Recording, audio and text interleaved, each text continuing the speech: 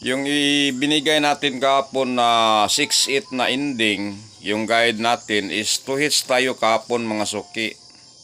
Kasi yung 5 PM result is 046.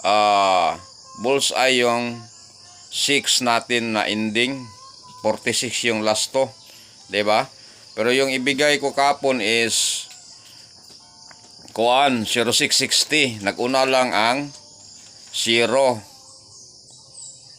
Pero nadagdagan ninyo yan ng yung mahilig sa swerte yan, yung number niyo is 406.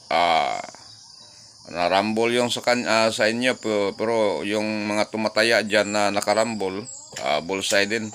Pero kagabi mga suki, yung resulta ng 6D result is 66 yung last to. Bullseye yung ending at saka pusti natin, di ba?